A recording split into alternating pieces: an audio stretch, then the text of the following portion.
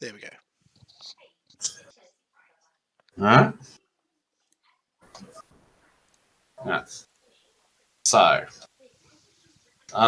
from where we left off, night has set as the crew of the persistent Imperial continue their voyage in search of the missing merchant vessel, the calm Delilah. Old Sharkbite Bones, who's been sitting at the fore end of the ship, spots something off in the distance. And in being an old sailor that he is, recognizes it as being the markings of land. So he makes the announcement to the rest of the crew, in which the captain Hitoshi Takumi, makes his way next to old Sharkbite and pulls out his telescope and confirms the sighting is in fact an island. Since then, an hour has passed, and while the island is getting closer, there is very little wind, and also a thick fog has begun to move across the ocean. And while it started off like light at first, it's now getting thicker and thicker, almost to the point where it's covering the surface of the ocean. So you can't, it's almost like if you look directly over the ship, you can see the water lapping up against the side of the boat. But if you look beyond that, it's pretty much making it almost impossible to see. And because of that, it's making navigation almost impossible. So it is taking time to go anywhere. You're barely making 5 knots as it is, or 5 to 10 knots as it is, because the sails are barely picking up any wind. So as you continue on sailing, the crews begin to rotate as to who stays on deck and who takes the rest.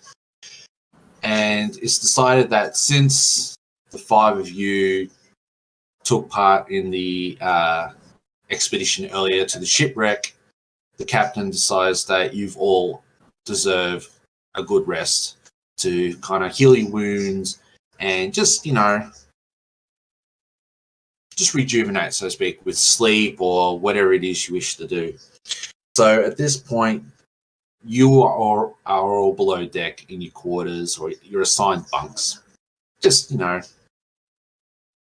doing whatever it is you wish to do. I'll just going to move you guys below deck, just it's there. Red Sand and old Sharkbite. Now, as I said, you guys are below deck, but whatever you wish to do is entirely up to you. But at this point, you are taking a long rest. So if any of you are still hurt or anything like that, or you've used any spell slots that you might have used previously, now you can start recovering those. And so is there anything you wish to discuss, or because if not, I'll continue on. What would your characters be doing at this point in time? Well, if it's quiet enough, I'd be reading some more of the log. Okay, so Red Sand, you've pulled out the book that you found like several days ago. Mm-hmm. I imagine I would probably be for the immediacy after we start leaving, like the time period after we moved away from where we were. Yep. I probably would have been like manically just looking at my notes and stuff and like trying to assess where we're headed and just looking very impatient and nervous. But then after that goes for a while, and nothing's like happened after, sailing for for the day or whatever, then I would probably go back to being just like a little bit more chilled out. All right, cool. Sounds good to me. All right, so just bear with me. All right, so anything else? Tash, I don't know if you're trying to say something, but it's not coming up. I'm not picking it up on. Elryn would probably be. Well, she went through quite a tiring experience. I mean, she'd probably be exploring the boat since she doesn't really like it's still new to her. Yeah, no worries. Yeah, so I think she'd just be peeking in everywhere. And All right, having a look. So the ship itself, like while it is a big ship, it's not a large ship. So you start wandering around, like first below deck, and then you go down to the cargo hold, and then you start having to wander around, and then you go up top deck, and there's not really much to see up top deck. I mean, you do see other crew, other sailors just tending to their duties. But beyond that, you don't really see anything due to the thick fog that's surrounding the ship, and it's also kind of starting to come over the edges. It's not like a sinister fog or anything like that. It's just you're literally sailing through it, so it's just moving over the top of the vessel and passing through as you're sailing through. And you do notice that it is quite cold at this particular night. So, how adept would Elryn be used to the cold? I would assume so, being used to the water, or yes, yeah. I have a racial feat, so adapted to even the most extreme ocean depths, you have resistance to cold damage. So I feel I'd be used to it. You do know it's cold, but it's not something that you're really too concerned about because the depths of the ocean are like way colder, and this is just like would be considered even lukewarm. So so that's pretty much it. But after about 30 minutes, just wandering around the ship, just getting used to your bearings and all that, you decide that, and you've seen enough. I mean, there are some areas you actually can't get access to, you're not permitted to, like the captain's quarters and, certain storage areas like where the armory, where they keep the weapons stored and all that in case, something happens that they need them. But yeah, apart from that, you pretty much had a good little looky-loo around the ship, and you decide, well, you've seen enough, and you proceed back down below deck to get some rest with it, like everyone else. Was there something else? What was that? No. I know. Okay, cool. That's about it. Yeah, no worries.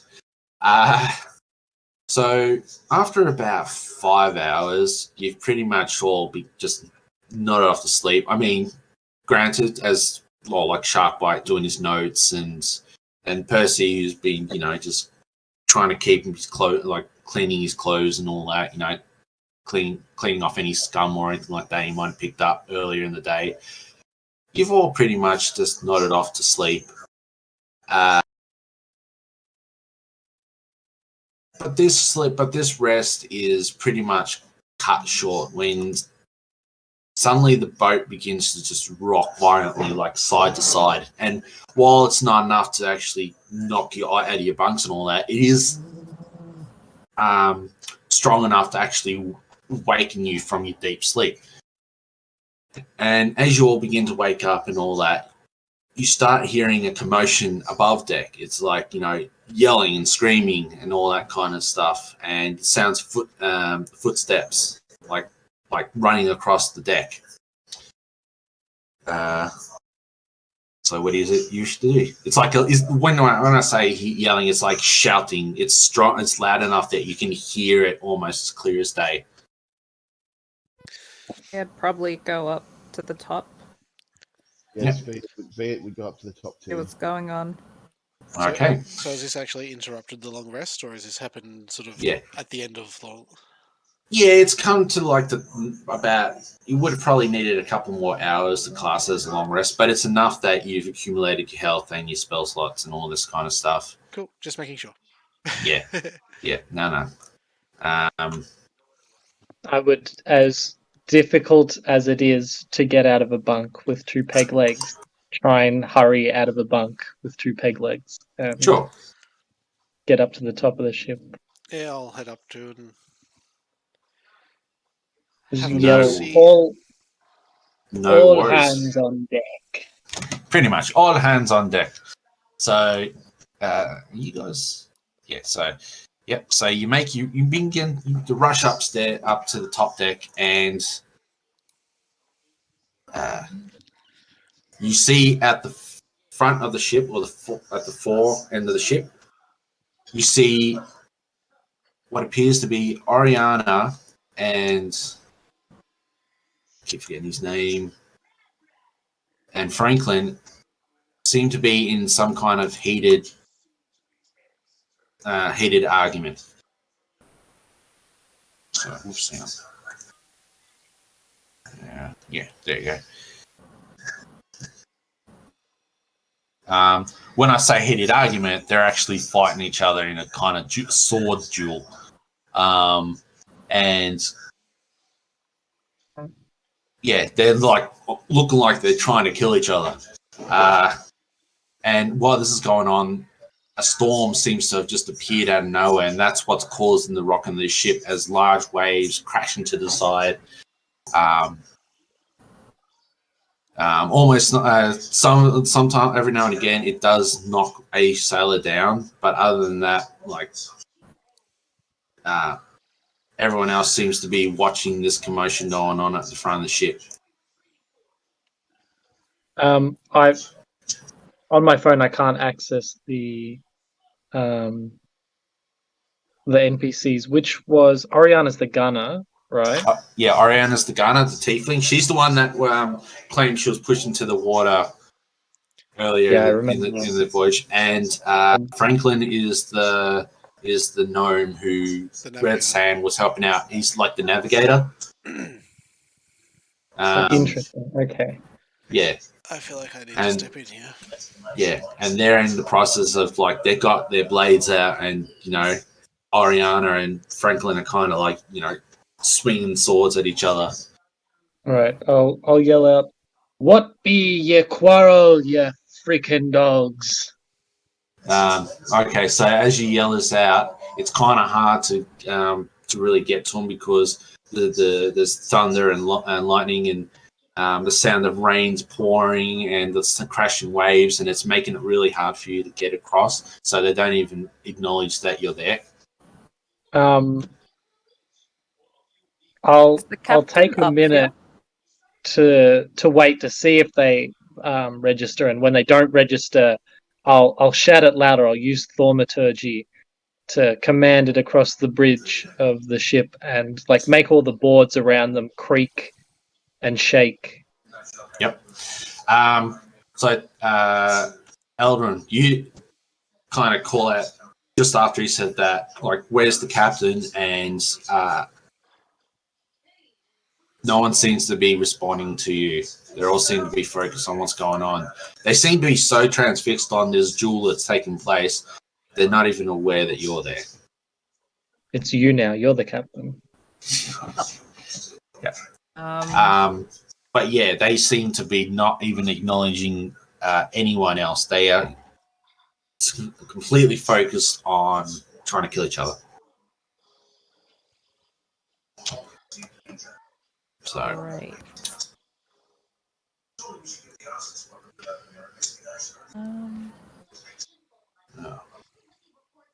As you're planning your next move, you see Oriana kind of swing her sword and it cuts Franklin across his arm. Not a deep wound, but yeah, she does draw blood.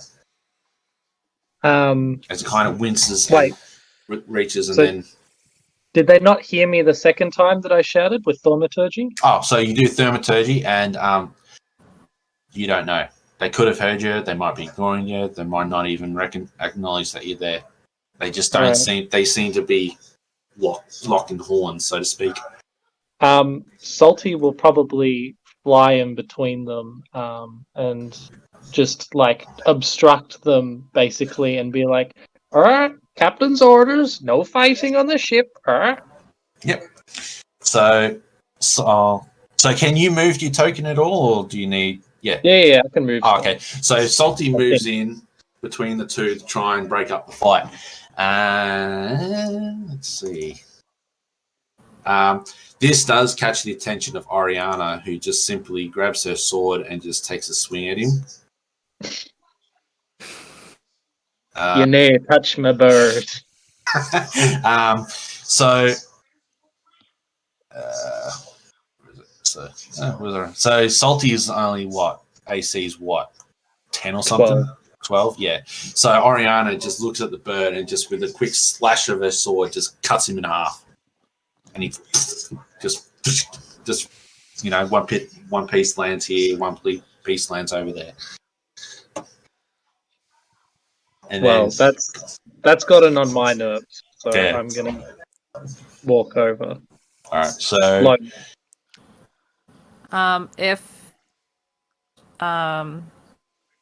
I will say first, if you're attempting to walk across the deck, I need you to make an acrobatics check.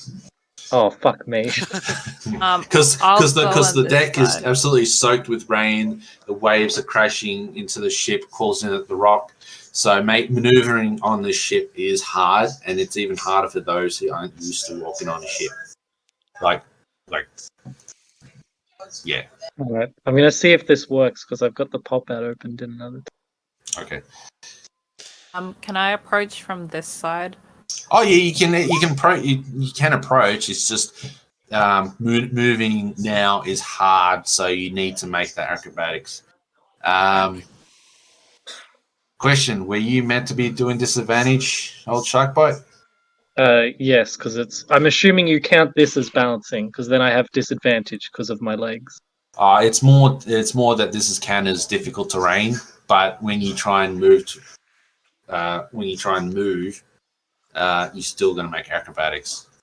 But yeah, when you try to make your way towards them, a large wave just crashes into the side of the ship, and it actually knocks both of you prone. Oh. Shit. Yeah. So more for old Sharkbite, it's more when the waves crash over. It's actually the wave itself that kind of knocks you down. But for Elryn, it's the actual jarring of the ship that's caused you to go off balance for a second. Can I grab the rails alongside the stairs and just try and drag myself up the steps rather than walking? Yep. All right. So Oriana takes a swipe at Franklin, does hit, and he gets 3 damage from that. It's at this point. I will say that as you're trying to balance yourselves and all that, you do look back and you see the captain has made his way out, and he's slowly making his way step by step towards the actual fight. But because, like I said, because it's hard to walk on, he's gonna be taking his time trying to get across. Even though he is a seasoned sailor, it still is hard to walk on this boat at the moment. At this point, what is Red Sand and Viet doing? Well, Viet will take it. Viet will see that this is happening, and even though he's stupid, he'll be able to sense the intent of the two of them. So what he's going to do is he'll take out a javelin, one of his javelins, and he'll attempt to throw it at one of them, but he'll throw it with the spear. He'll throw it with the spear end facing away, so that hopefully the bunt tip of the javelin hits one of them in the head and knocks them out. Yep. All right. So I'll say that you do this, but you will be doing it at disadvantage because it's hard to even aim, let alone throw. Cool. I'll just open up my character sheet and do that. Yep. So while you're doing that, Red Sand, what are you doing? Well, actually, I was going to say with Sharkbite pushing past me to get through spurs me into action to run up and Probably try crawl over the top of me. I'm just floundering on the floor and you just step over me. and try and get between them with sword and shield to catch their respective blades. Sure. So as you've done this, Viet, you by just some sheer luck managed to actually. So who are you throwing it at? Because you got two targets. Are you throwing it at anyone particular? Are you like this one here, Oriana or Franklin? Oriana, because Franklin looks more injured. Yep. So you throw the dull end of the spear, and it does manage to. You manage to as the ship rocks in a certain way, you compensate for that, throw the spear, and it hits her in the side, just like in the shoulder there, and it actually jars her for a second. Nice, But it's enough to actually draw her attention away from Franklin towards you. And as she does this, she opens up her mouth, and this ghostly kind of wail just seems to emanate from her. Like it's the same sort of noise you heard earlier in the day that from below deck. But this time it seems to be originating from her, and it's really high pitched and it's really unnerving. Okay. I'll shout, "Yarsh, you got the sea sickness all right." Yeah. Yar. And then as soon as she does that, she just collapses unconscious. Oh. And Viet thinks to himself, "Wow, Jay-Z's strong. He's very happy with himself because he's so strong that he knocked someone out with one javelin shot." Yeah. So that kind of catches you all off guard. I mean, you do like Percy and all that do look at Viet, and then they look at Oriana. And Franklin kind of stands there for a sec, and he cautiously approaches her and begins to see if she's puts a hand on her, and then lowers his head towards her. From what you can see, it's almost like he's trying to listen to see if she's breathing or not. And then after a short moment, he stands up and goes, "She's still breathing, but she looks like she's out cold." So confused. And Red Sand, by this point, you've actually started making your way up to the top. What are all these other tokens on the ship at the moment? These ones here, Yeah. generic sailors. Wait, we had other crew this whole time? We did. It's just too lazy to actually create tokens. But then I thought, nah, I should actually do it to represent the fact that it's just not you guys and the NPCs crewing the ship. So, but they're just generic. But what their purpose is just the general operation of the ship. You know, they're the background noise.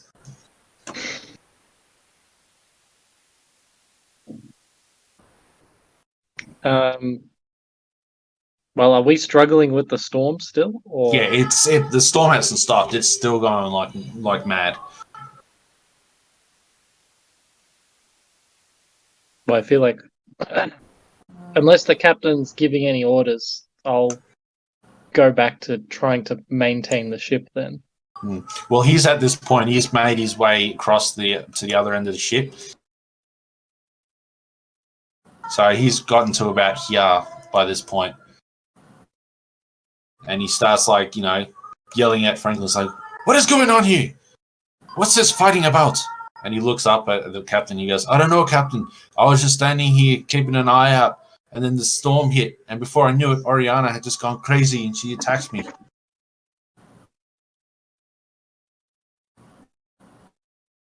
And then, yeah. I'd roll like an Arcana or something to see if I would know about like what kind of affliction this is, like a curse or something like that? Yeah, you can try and do an Arcana. Keyword being try. Hopefully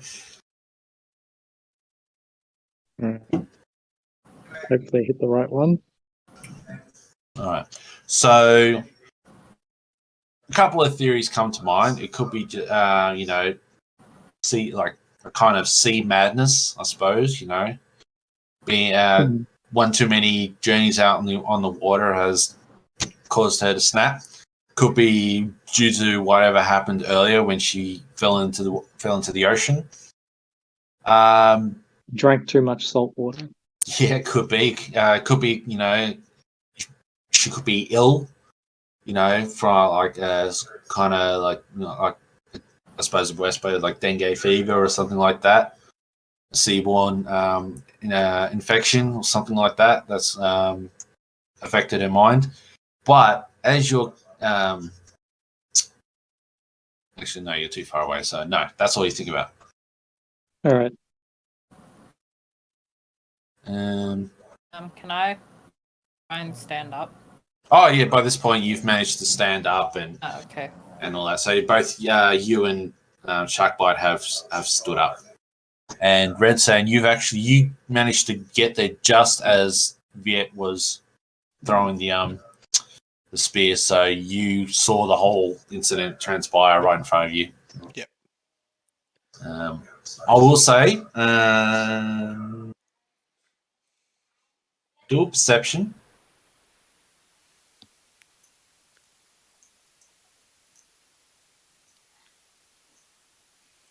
All right. You do notice that after Oriana falls unconscious, you do see kind of like a strange looking dark green stain emanating from under her. She's leaking. Could be. She could be leaking. Maybe you punched a hole in her and she's like leaking goo. But yeah. Seems to like she's a tiefling. They could bleed green. I would say when it's like emanating from her ears and her mouth.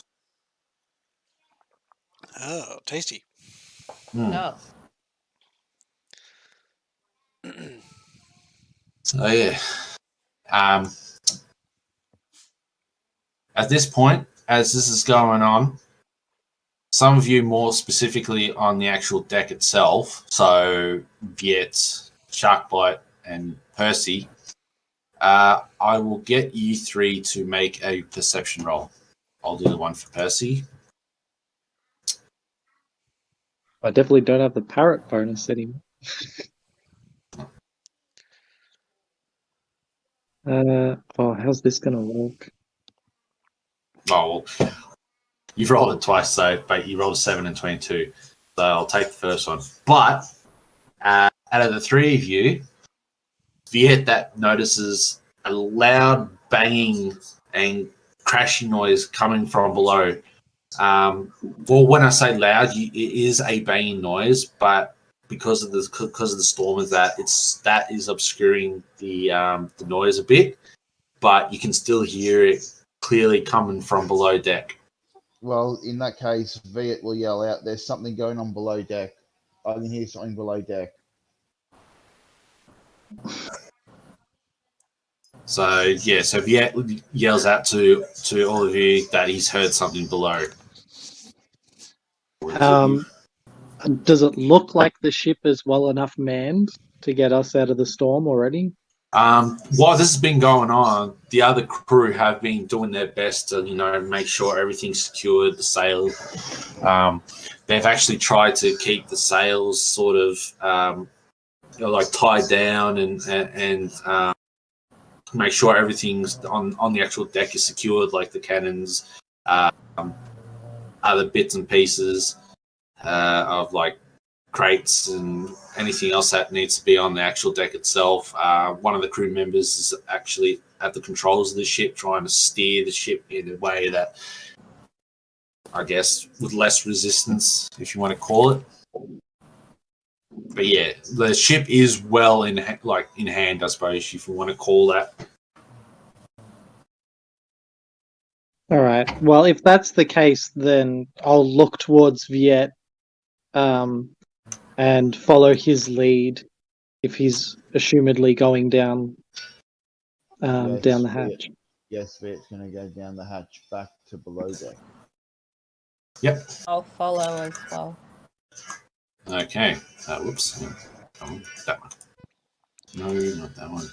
I'll stay on deck with these two because they're the two that I've probably got the closest bond with at the moment. Okie dokie. So Viet and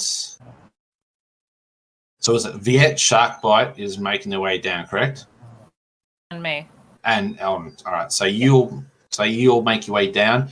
As you make your way down, you can hear the panic screaming of a sailor who's at the bottom of the stairs. Well, you'll be able to see him soon. You see, he's like right here, and he's just absolutely. You can literally see the color drain from his skin, and he's absolutely petrified. And he kind of raises his arm, and he points in this direction here.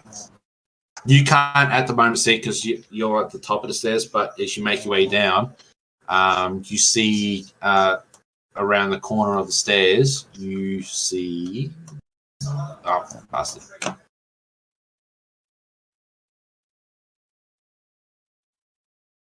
You see another sailor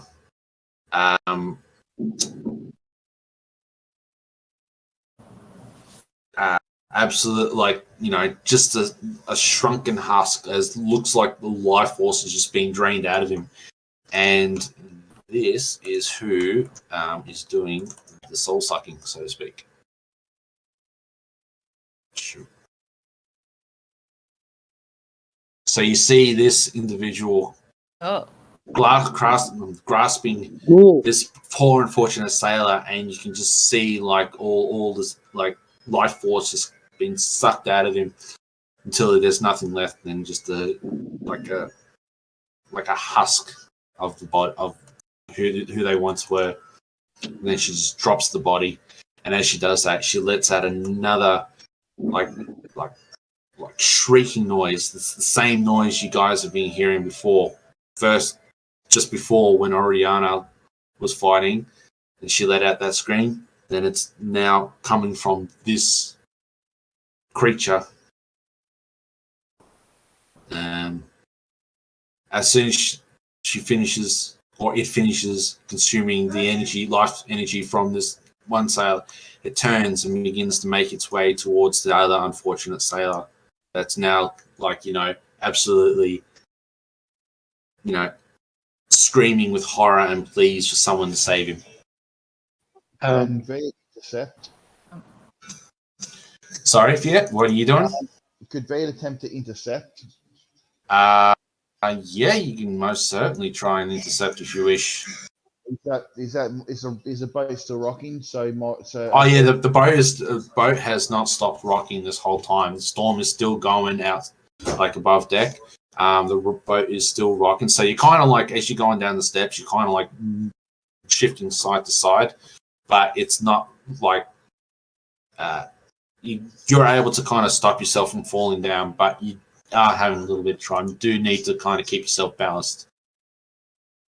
All right. So if I was to roll, would you say that it would be athletics to sort of grab onto something? It's well, just to keep your balance and all that, I would say roll an acrobatics, but because you're gonna using the handholds or like brace yourself against the wall, or or anything just to keep you down, I'll say you can roll it with advantage. Awesome.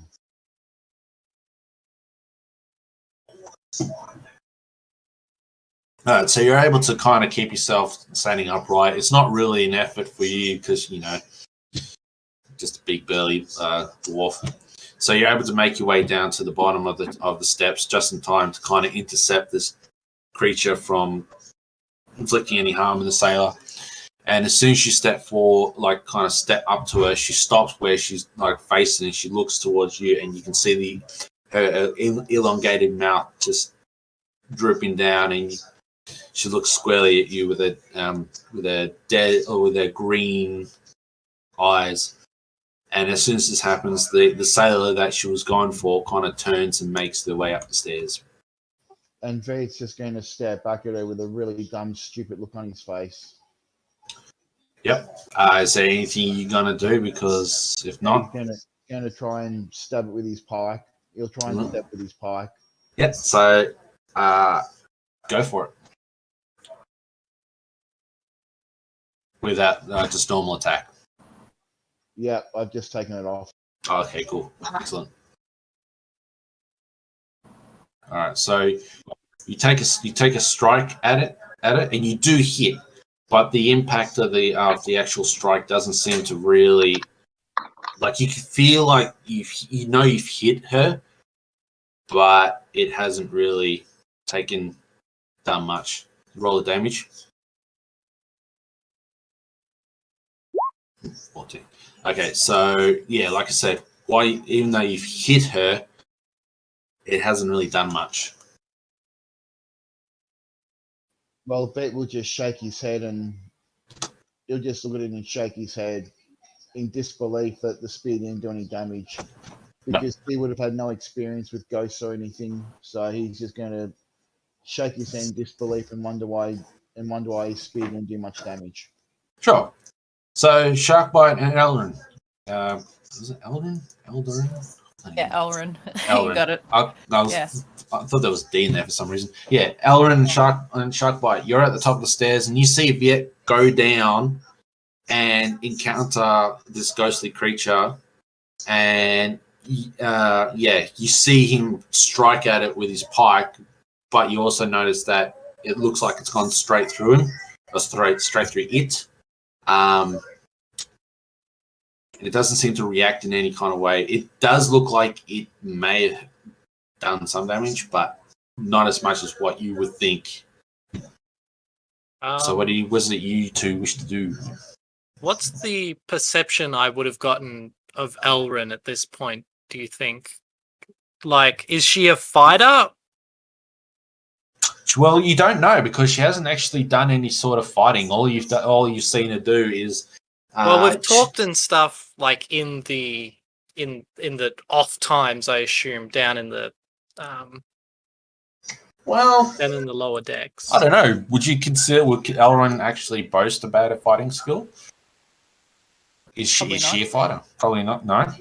I think in a way she would see everyone as a fighter, you know. Like having to defend yourself and defend your home, that kind of thing. Just naturally. In terms of, like, you know, skill and how advanced she is and what her abilities are, you have no idea. Yeah. Okay. Well, if that's the case, then I'd probably trust Viet the most, since he rushed in first. So I'll take a couple steps towards him. Yep. And I'll cast let me see.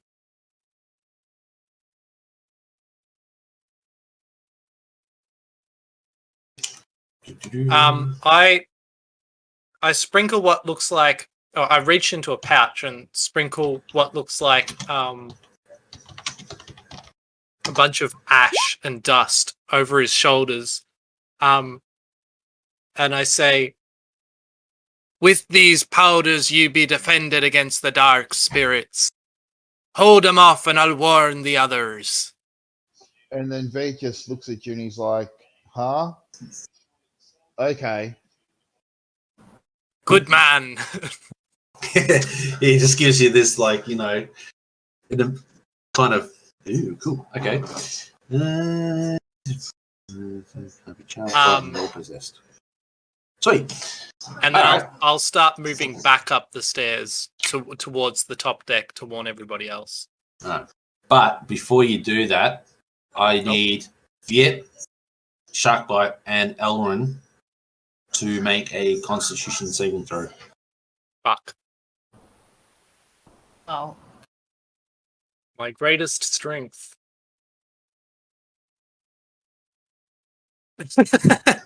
Okay, so it's actually kind of poetic in some respects.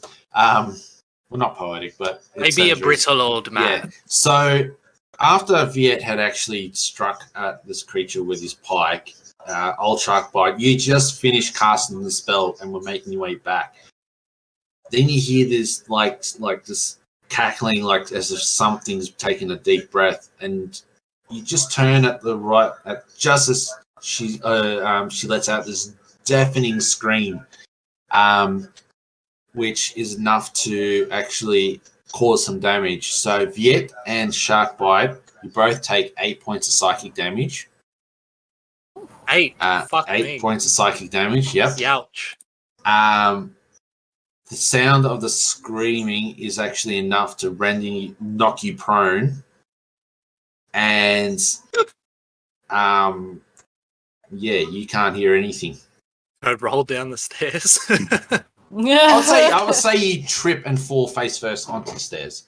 But Elryn, because you're at the top of the steps and all that, you're the furthest away, and you hear a scream. But because you've got the sound of the storm above you to kind of counterbalance the noise, the screeching, it's kind of acts as a dampening effect, and you're protected from it, so you're not affected at all by the scream.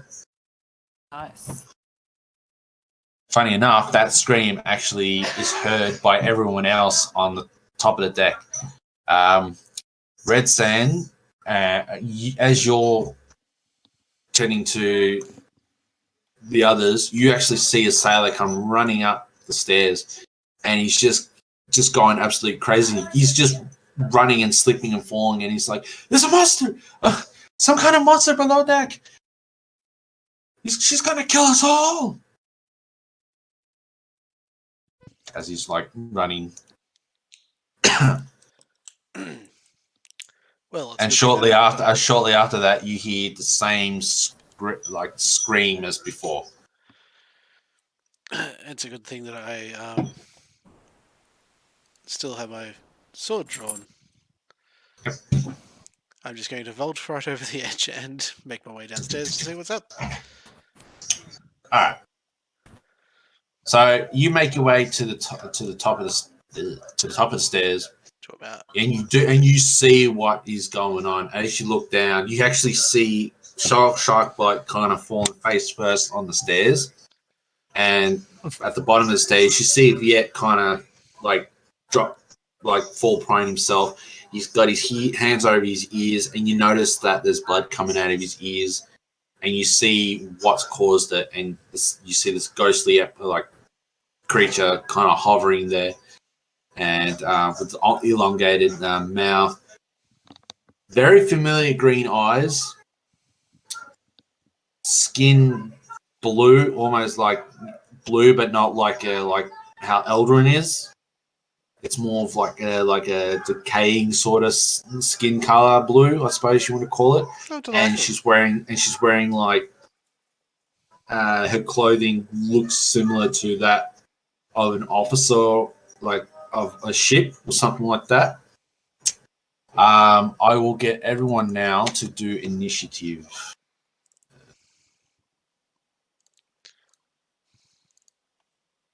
Oops, no. Oh, there we go. How poetic. Oh, and I'll do Percy. Fuck, I always do it. Ah, she has pie initiative. Forgot to select my token. Oh, that's alright. Oh, that'll be right. There we go. Add 2 turn. So it was Sharkbite's thing? Yeah. 17. Yep. Got it. Alright, so I think that's everyone. Yep. Cool. Surprisingly quick for a face-down pile of lumber. Surprisingly. Well, it's just I'm ready to fall over again. Yeah, you got expectations of what's to transpire. So funny enough, it's Percy who's like, kind of gotten himself ready for what could potentially be going on. Hasn't made any attempt to go investigate what's been transpiring downstairs, but he figures, well, If it makes its way upstairs, he's ready for it. So he holds his action in case whatever it is makes its way up to the actual deck itself. Sorry, just to clear something up, will Sharkbite need to make a concentration save for the concentration spell for the protection against good and evil? Is it a concentration? Yeah, it's That is true, actually. Yes. Make a check. Good point. Make a check. Because of what's just happened, he loses concentration immediately, and the protection is gone. Wait, that's worse for you than it is for me. All right, so so like I said, Percy holds his action, getting ready for whatever could be going on. What might come upstairs? Sharkbite. You kind of, gather your thoughts. You realize suddenly you can't hear anything. You seem to be deaf. I mean, I've heard a cannon go off before, so not all too unsurprising. Have the wind knocked out of me though, so I'll crawl past Red Sand and I'll offer him. I'll reach into beneath my big sailor's jacket, and I'll pull out what looks like a lantern with oil in it, and I'll say, "We have damned aboard the ship, and nay your weapons be so useful. Burn their souls and send them back to the afterlife." And I'll hand you the lantern that's full of oil. Okay, we'll take it. And then I'll continue to try and crawl underneath you, to get to the top of the ship. All right, and warn everybody else. Yeah, so you kind of crawl your way up, or stand up, and then kind of make your way out of danger. So Red Sand, old Sharkbite gives you this oil lantern before making his way past you to the top deck. So you've got this oil lantern now in one hand, sword in the other, and a really nasty looking creature down below. What is it you do? The lantern should have a sparker on it. Okay. Well, in that case, I will light the lantern. So you'd light this oil lantern. What does it do? Is it anything specific, or is it just it gives you light? Well, the lantern is a lantern, so it gives you light. However, Okay. I think the intent is more so to beat the ghost upside the head with the fire. Okay. Which was Fair what I enough. was, about to... Actually...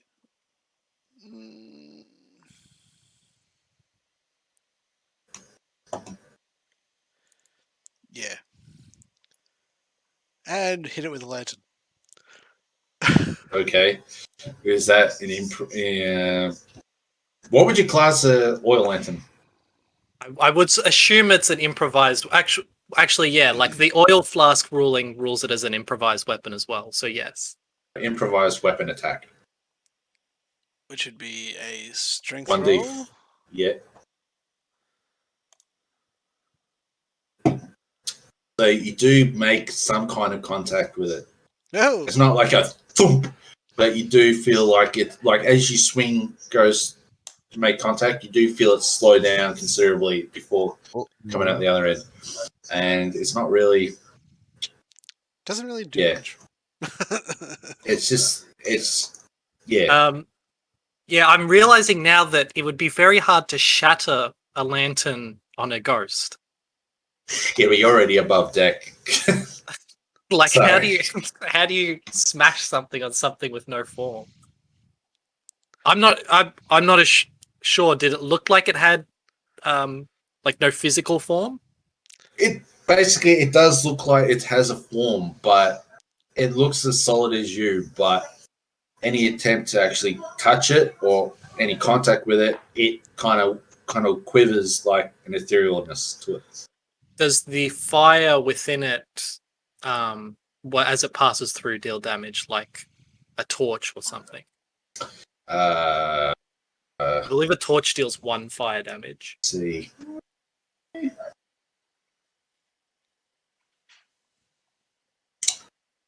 It doesn't look like it did anything really. Yeah, it looked like it. If Viet wasn't prone, it looked like the thing would have hit him as it was going through. You just imagine that Redstone just swinging this lantern. It's gone through this apparition, I suppose you would call it, and it's gone through, and then bang would hit Viet. But because Viet's prone, not so much. But yeah, it had little to no real effect. I dare say that's all by action for the turn. Okay. I can't stab it because I don't have multi-attack at this stage. No. Elryn, you're still at the top of the stairs contemplating whether to run or fight. Yeah. Alright, so I would have seen that Viet tried to hit it and it missed. I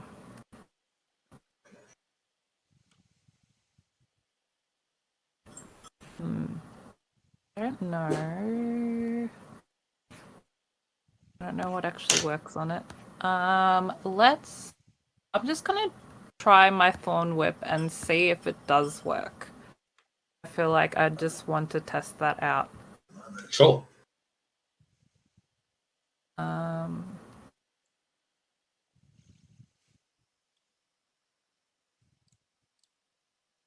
Does a 12 hit?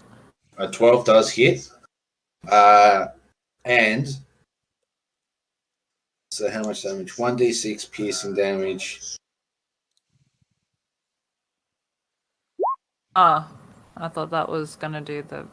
Oh no, I forgot I have to click on it. You got Bad. There you go. Still got to fix that. Yeah, so I'll just count the 6 for the moment. It's just the 6. Like if I like hover over it, it's... I don't know. Yeah. Wait, do I have access to your sheet? I can try and fix it. Yeah, can you fix I believe it? so. Now let me... Oh no, hang on. It's the same thing as last time. I don't have access to everybody, which is why I can't see the health. I don't have Elryn or Viet. Well, you could all say that Viet's pretty bloodied. Yeah. I don't know. I'll just roll a normal d6. That's all right. I'll just take the normal 6. Cory, you should be able to fix it up now. Right, sweet. What was I doing? But yeah, it looks like this Thorn Whip actually did something. Or Seaweed Whip. Seaweed Oh wrap. yeah, Seaweed Barnacle Whip. Yeah. Yep. I think you can actually change the name of it too. But anyway. But yeah, it looks like that this Seaweed Wrap or Whip actually does hit her.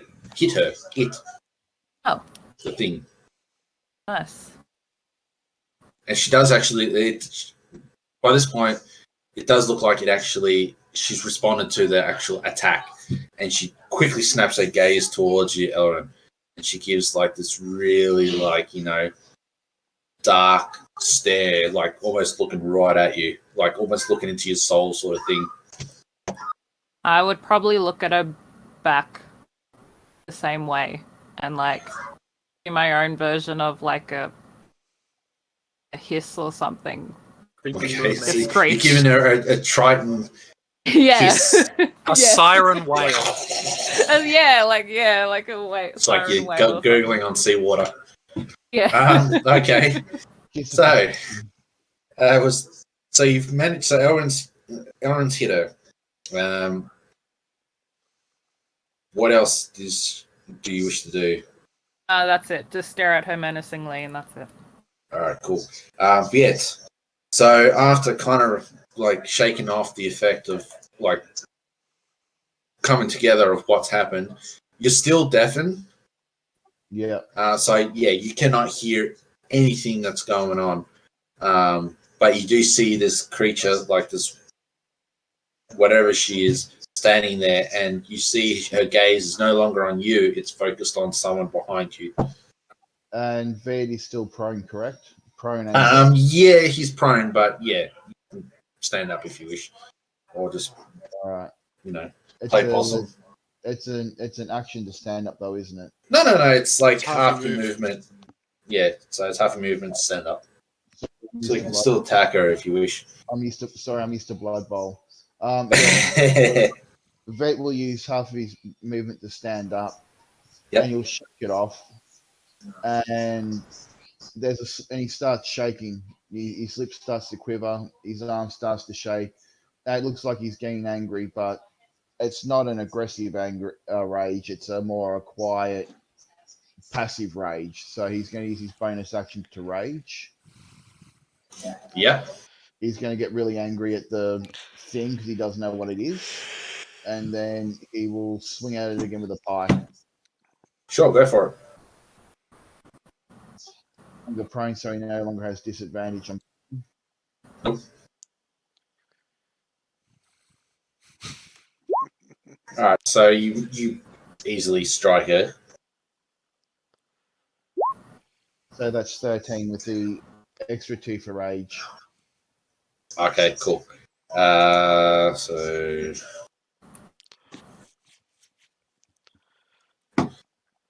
so again, while you're hitting her, your attacks aren't having the expected effect as what you would with any other target.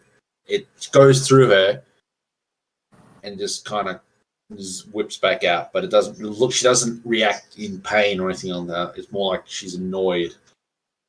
Well, Viet's a simple man, so he doesn't know what it is, so he just keeps stabbing at it because he's an idiot. He doesn't know what about goes. So Yeah, sure. All right, so then you see this creature, and she stares at you, Viet, and then she stares at Elryn.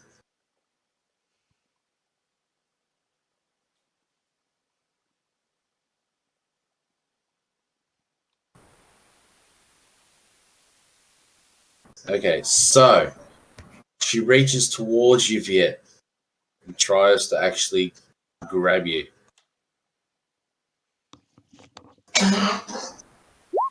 But misses. Which is lucky because that probably would have killed you. What That the probably would have fuck? killed you. Wow. Yeah. So she kind of she goes to reach for you, but it seemed like someone was looking out for you, Viet, and the ship kind of rocks in a way that causes you to shift, and you move at the right moment, and she just grasps at air. Papa, is that you? Not quite. It is. All right. So at the top deck, Percy is still preparing to. Is waiting for whatever it is happening down below, and then he sees old Sharkbite coming up, and he notices Sharkbite is looking pretty beat up. He notices the blood coming out of his ears and starts trying to talk to you. I just shouted him. The damned be on the ship. Hands to swords. We're gonna need them. And as you're saying that, he stops and then he starts talking back to you, and you do not hear a thing. It's kind of like you got this really annoying ringing in your ears. What is it?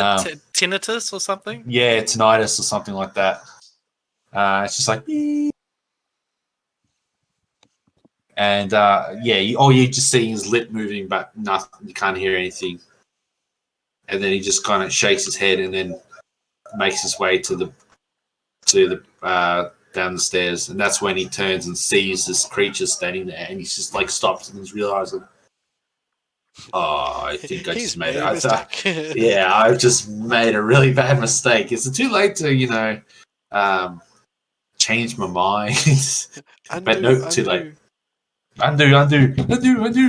But yeah, that's all that Percy's gonna do, because pretty much he was making his way down, and then he's just seeing the thing. He's just like, all right, Sharkbite. Okay. Well, I mean, the intent was that shouting would be towards everybody on the ship. Does it look like anybody's paid attention? Yeah, the captain, Koresh have actually that's a good point. Captain and Koresh have actually made their way down. The doctor is still tending to Oriana, who's unconscious, and Franklin's still there. Actually, the captain's tending to the sailor that's coming out all hysterical-like. Koresh has made his way down to the top of the stairs. The sailors are kind of congregating around the stairs there because you can see the fear in their eyes because they can hear the screaming coming from below, and they're like, oh, they don't really want to know what's going on down there. But Koresh, being a quartermaster, and he's kind of, from what you've seen so far, he looks to be like the second in command of this vessel. He's made his way down towards you to actually kind of render you assistance if possible. I grab his arm. Oh, actually, also do get one back. I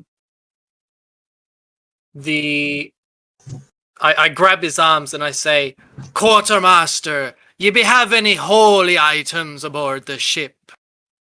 What are you on about? Have you lost your mind? What's going on down there? Your vessel be cursed by the damned. We're gonna need it. And then he just looks at you and then looks down the stairs, and you can see the fear in his eyes. He doesn't even give. Well, actually, you can't respond because you can't hear a thing. So again, you just see him talking to you. Yeah. After that happens, I'll be like, well, I can't understand him, and nothing's happening from that, so I'll move on towards the captain. Yeah, I will say that at this point, that Koresh has actually indicated to one of the sailors to kind of help you. So you're being kind of aided by one of the sailors who's kind of got you under his arm. Like he's got his your arm over his shoulder. He's kind of giving you a bit of a lift.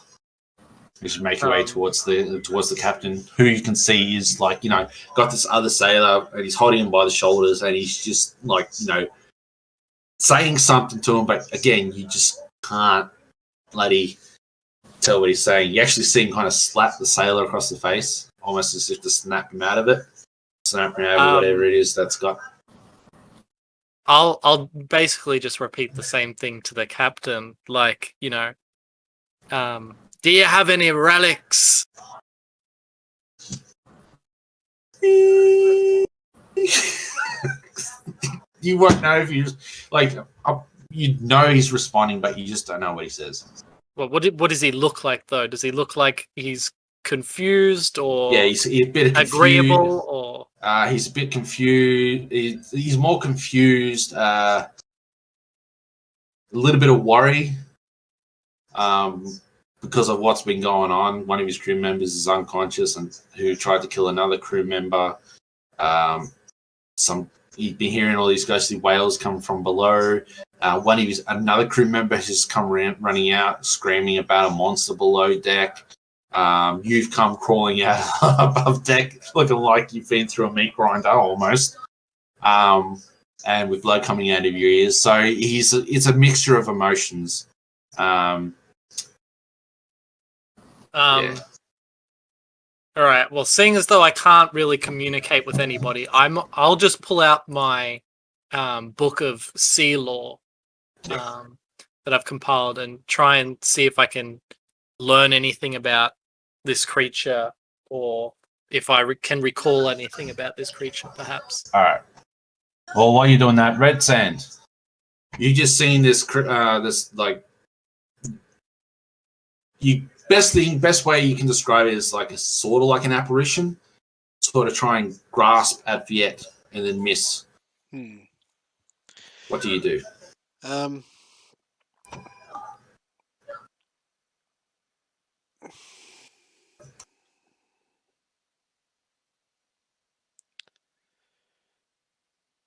My adventuring pack would be in my room.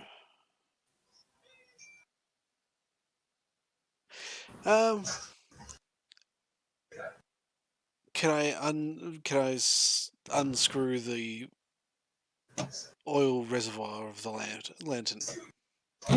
That's a free action. I'll do that. I'll pull the wick free so that it doesn't, start to ignite in my hands. It's like poof, fireball, and try and pour some of the oil onto the thing. Yeah. So you just try and pour this oil all over it. It doesn't really. I suppose even if it just sort of falls. It more just pulls around her feet, sort of thing.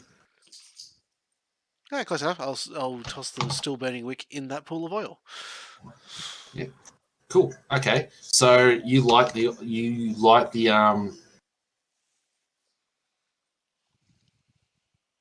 So it works kind of like the fire spell, like the campfire spell. What's it called? I think it's literally called campfire. Why not? Come on. So now, yeah, I was just going to do that. But I like yours better. Yeah, so that whole square there is now literally just in flames. Oh. I believe if you pour oil in a space, it burns for 2 rounds and deals 5 damage for any creature that enters the area. Yeah. I was going to say the create bonfire. Oh, okay. That deals until the spell ends, 5-foot cube. Any creature in that space must make a dex save or take 1d8 fire damage. So I'm going to count it as that because that's pretty much what it is.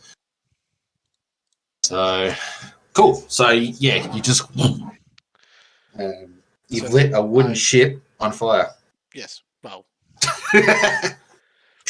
At this stage, a bit of burnt wood is better than having this thing loose. True. Yeah, so you've poured oil on a rocking ship, so it's not staying in one place, and then you've lit this oil, so the oil's starting to spread across the bottom, the floor of this ship. It's in one spot at the moment, but you just don't know how far it could spread.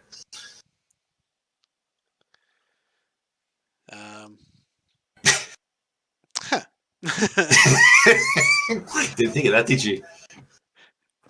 Not really, no. I was kind of hoping that because it did sort of have slight physical resistance as I swung through it, that the oil might have suspended in midair for at least a little bit of time. Yeah, but no. You've just poured the oil. It's kind of landed at her feet, and then you just. And at the moment, it's sort of it's a learning experience. It's sort of sitting there, but as the ship rocks, you can kind of see the oil, the lit oil, kind of starting to slowly begin to move in the direction the ship's rocking. Yeah. As long as it hurts her, that's fine. Well, we can deal with it on fire. Yeah.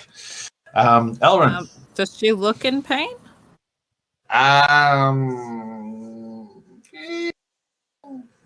She always looks like she's in pain.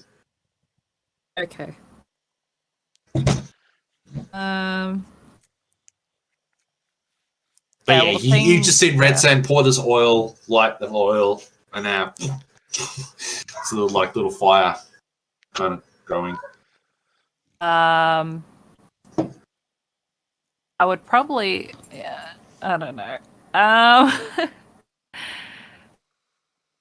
I mean, it looks like you're trying to attack her, I guess. I'd kind of be questioning what's going on there. God damn it! Even when I'm not actually rolling the dice, it does poorly. Yeah, I don't really want to step in near that. So... What do you mean? Mermaids love fire. Yeah, I don't think so. I think I'm just going to. Actually, I'll probably ask Red Sand if he has a plan. Like, do you have a plan? Like, gesturing to the fire. Kill it with fire. This is the old man's plan. Burning rings of fire. Okay. Alrighty. Well. You know for certain there is one thing that you can do that's guaranteed to potentially do damage. What's that? The whip. Unless that's not a cantrip. Oh no, it is. Oh, you changed it to reed whip. Reed whip. Okay. Yeah, I think I'll just use that because I don't know what else to do. It seems to have worked. And you hit. Woo! Okay. You can cast panic. Nice. Spicy. And you actually, this time you actually hit it, you actually see like a mark form on its arm, almost like a scar. Oh. And it like flinches at the impact and then just looks at you again. Does it look like just a normal mark, or? It looks like if whatever this thing had a physical form. This looks like it could be it would be a cut, like it would be bleeding, but it's just a black mark. Okay, so is it kind of like translucent? I don't know what the right word is. What I'm looking for, like not having transparent, like not having a proper form. What is it? What's the word? Incorporeal. Yes, that one. If nothing happens to her, she looks like she's as physical as you are. But if someone makes contact with her, like how you've attacked her and how others are, you do see a kind of shimmer, and you do kind of see through her, sort of thing, and then it fixes back up. But so she's you are actually an illusion that deals damage. Yeah, but I will say this: as she is beginning to take damage, you can tell it looks like that the focus she needs to maintain that form is starting to like degrade. So she is starting to fade more and more each time she takes damage. Okay. So you are now starting to kind of see through her, kind of thing. Nice. And if anything, the fire that's underneath her is kind of enhancing that, because it's revealing to you that she is actually not of physical nature. She's more incorporeal. And that's my turn. All right. Viet. All right. Viet is going to try and stab her again with the pike. Yep.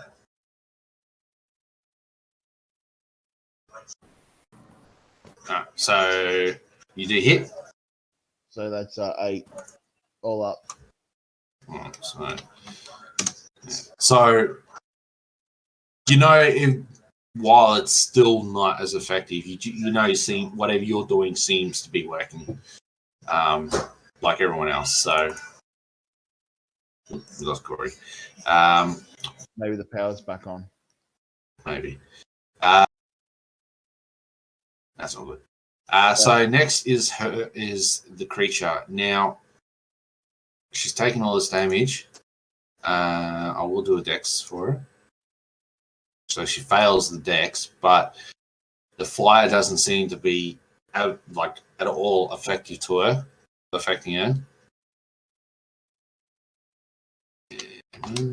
we go. There we go. So as she's taking strikes left and right, and the fire's starting to actually slowly starting to spread, you see her kind of let out another screech, and then she looks up, and you see her just kind of fly up through the ceiling of to the deck above. Well, she just shoots up into the actual roof and kind of disappears. Oh. Does she pass through? Do we see her? You don't know. You don't see anything, but you're not aware that she's gone. You think she's still down below. Okay. So, yeah, she kind of disappears into the roof, and yeah. Are we still in initiative? No. Yeah, I would say you're out of initiative now. You still got this fire going, but yeah, you're out of initiative. I take, just basically wait one turn, see if she comes back again, and then pounce into action to smother that fire with blankets. Yep. So you wait for a short period, and then nothing seems to. She doesn't seem to come back. So you go by to nearest to get some blankets and start dousing out the fire. Mm-hmm. So, yeah. I mean, I'd still be furiously going through my book trying to figure out anything I know about spirits and ghosts. Make for this purpose, I would say do a history with. Yeah, just do a history. Could it be Arcana? History or Arcana, whichever is. History for looking through the book, Arcana just for your own personal experiences. I only said Arcana because it's the only one I actually have experience in. Oh, all right. There we go. So being an old sea dog, you know for a fact that there are cursed souls that maybe have sunk, gone down with their ships or been the victim of a mutiny aboard their vessel and have been thrown overboard, left to be eaten by the sharks. But you do know that the waters do contain ghostly tales. Whether this one could be one of those things. Have I heard of how to deal with them or get rid of them?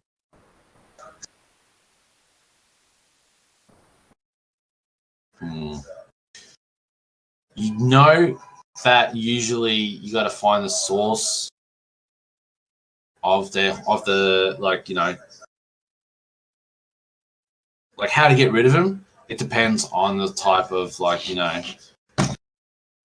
the apparition or spirit that's committing the hauntings. But you find the source of the haunting. Like it could be the body, or it could be a ship, or it could be a specific item, something that connects the spirit to it. And usually, if you purify that. All right.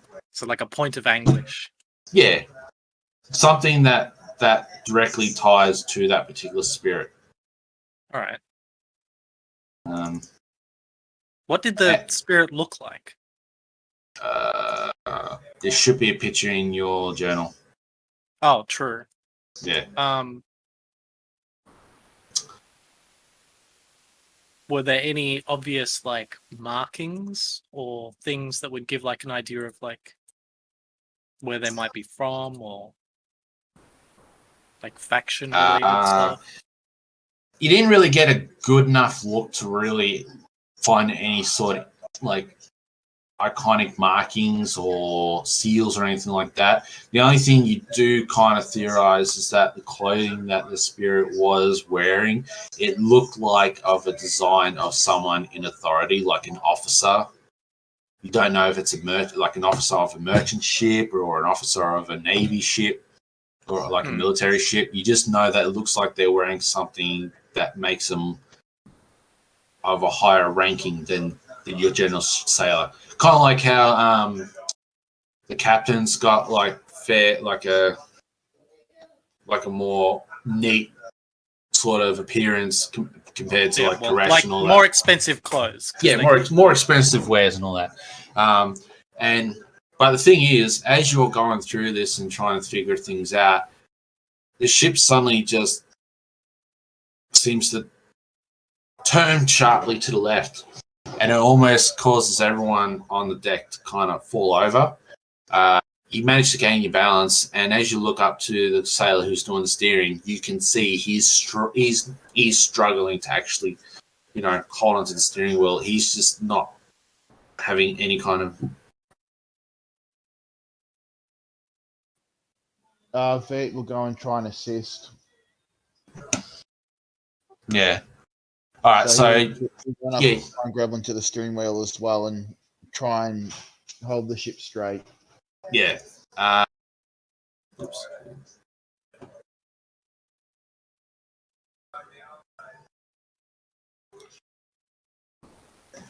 Yeah. So I would say it takes a few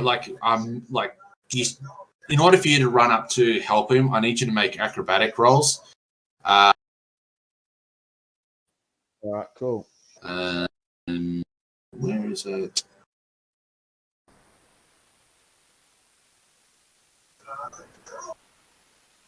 Where is it? Oh, come on. No, not that one. Do I?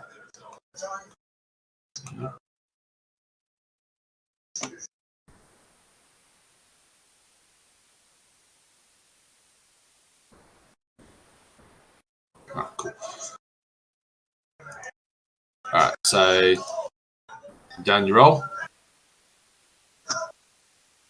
Alright, so you try and make your way up to the deck, to the top deck, and you get above the stairs, and as you're making your way. Well, firstly, you get up there and you look over and you see the sailor off and trying to control with the wheel, but as you begin to make your way over to him, you actually fall over. All right, so it's at the top of the stairs. And for those who are on the deck, you suddenly hear the guy goes, "I can't control her. She's not responding to the steering." And it's at that point he actually loses control of the wheel, and you do actually see. Well, this is for Sharkbite and Viet. You actually see the wheels kind of turn, as if someone's steering it. And because it turns sharply to the left and then just as quickly begins to turn to the right. And sometimes it's that sharp that the boat actually rocks to almost to one side, almost to tip over. And then quickly corrects itself. And you realize that the ship's not under anyone's control. I'll look to the quartermaster because he's a big, jacked half-orc, isn't he? Yeah, he's a pretty big fella.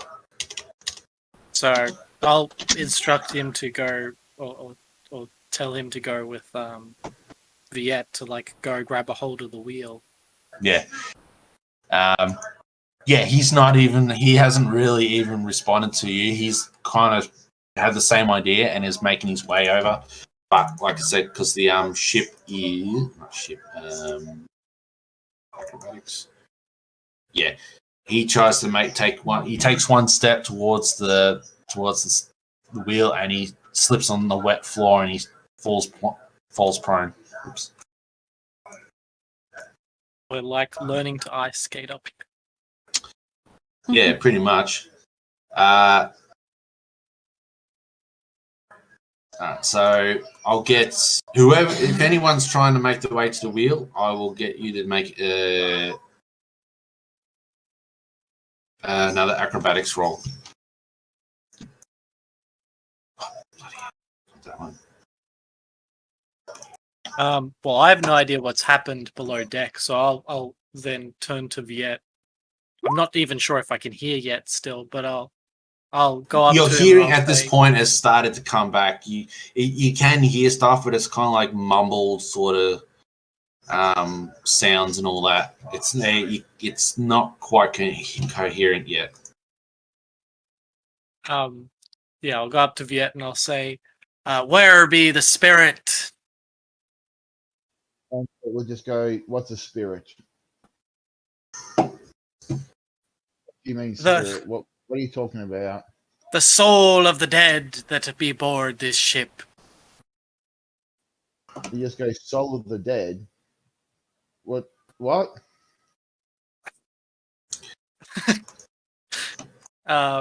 He'll look at him and then look just down the hole, like, expectantly.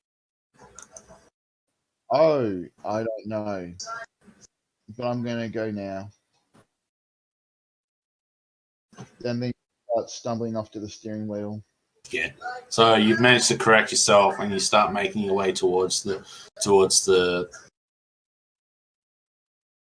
aft of the ship to kind of help the sailor, who's now still struggling to hold onto this wheel, and it's just, yeah, he's not having anything of it. And you guys, both Koresh and Viet, make their way just to the top to basically to here, to the aft where the guy's struggling with the wheel. And so at this point, you hear the same screeching wail as before. And as you're struggling to keep take control of the vessel, I will get anyone who's on. So while this is all transpiring, Red Sand, Elryn, and Percy. Well, Red Sand and Elryn, what are you doing in this situation? Because the ship's just started to suddenly just shift left and right. So are you guys still? I was making sure that the fire was out.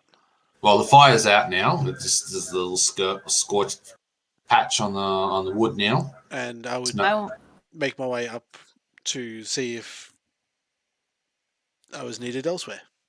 All right. So as you make your way up, you get to the top or get to the actual deck and look around, and you see Viet and Koresh running towards the aft end of the ship, and you see them making a way up towards the sailor who looks to be trying to steer the ship.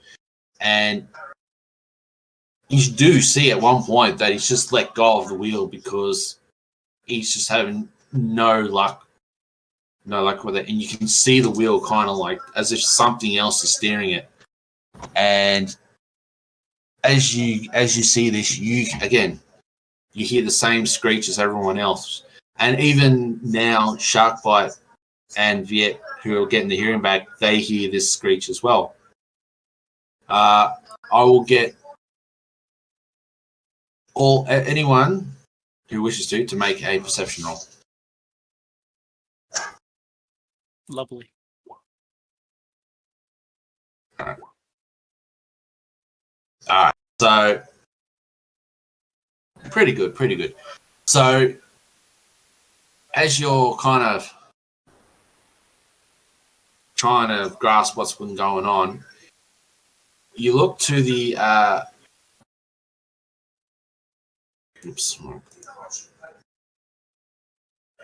you see the fog that's been kind of surrounding the ship for a while, like earlier,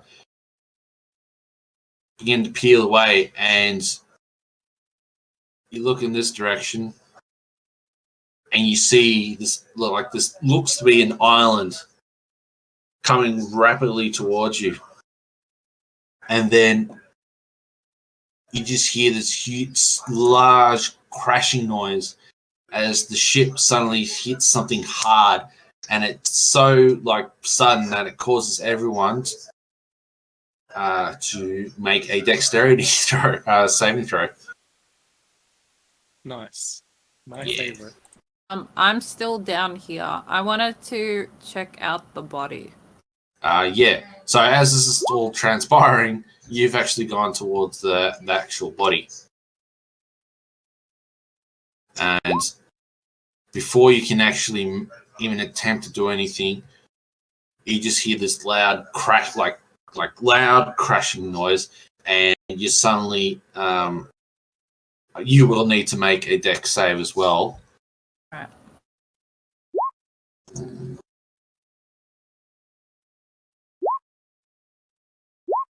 All right. I was going to say, has it been like a few rounds since everything happened? Like since we were in initiative? It's been about, I'd say about 3 or 4 rounds. Okay. Yeah, so it's been about just over closer to 2 minutes since the combat ended that you're aware of. Because, like I said, your hearing's starting to come back, and usually that only goes for about a minute. But yeah, it's enough that you realise that the others have started to make their way up to see, just to see what's going on. And so the whole combat, and then the island appearing has all transpired in about 5-6 minutes. And yeah, so Sharkbite, Viet, you guys lose your balance and hit the ground hard. You both take. Oops.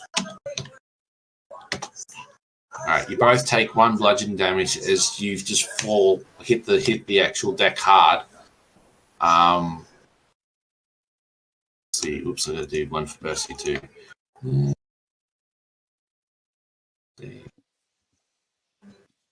Yeah, so he takes 1 as well. So Red Sen, I need you to make a dex save as well. Dex save. Yeah. All right, so yeah, even with your cat-like reflexes, you're completely caught off guard and you fall to the ground, taking 1 point of bludgeoning damage.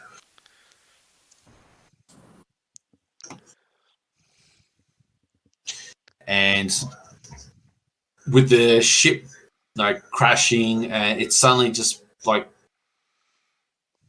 rocks to one side really hard, and it's hard enough that it sends everyone almost pretty much flying overboard.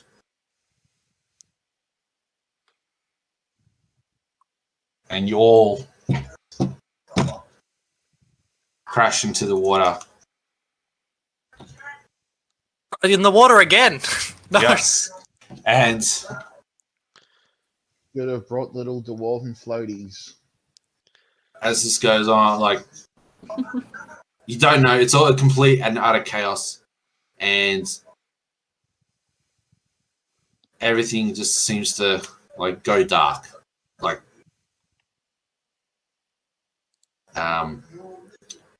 it's just, it's as if someone like just knocked you guys out. Interesting. Am I still on the ship? Not anymore. Because when you heard that crashing noise, it was actually the ship hitting rocks, and it's torn the ship actually open from below. So you were actually bore the brunt of it, and you pretty much got sucked out as the water rushed in. That's probably and more comfortable for you. Yeah, but the violence of the motion of getting like sucked out of the hole actually caused her to black out as well. Like the airlock. It was a rather violent exit.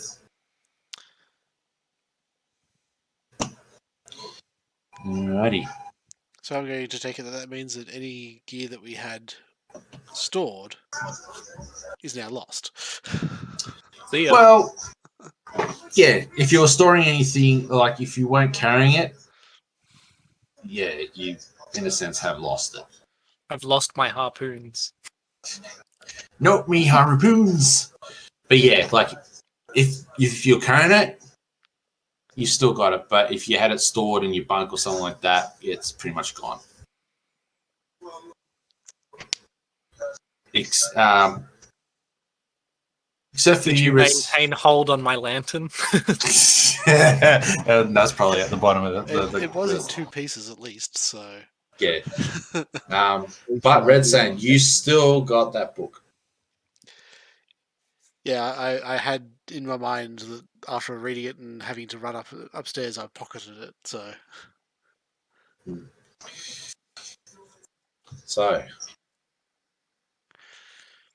after an endless amount of time, each and every one of you begin to awaken, battered and bruised, soaking wet, sand in your face. As you come to, you find yourselves laying on a beach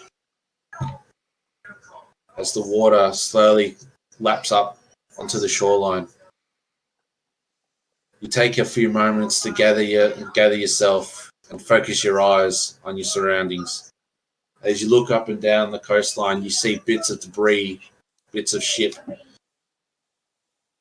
washed up to the shore, just as you were. But surprisingly, you all seem to be alive. You drag yourself up onto the sands, taking in deep breaths, a mixture of relief and quite possibly taking in the air as if, it could be your last. As you gather yourselves, you suddenly hear off in the distance, "Eyes up! How many of us are there?" As you look around, you discover that the voice is in fact the captain, who, like you guys, is completely drenched, battered, bruised, his uniform torn in places. How much time has passed? Not that I would actually know, but for reference.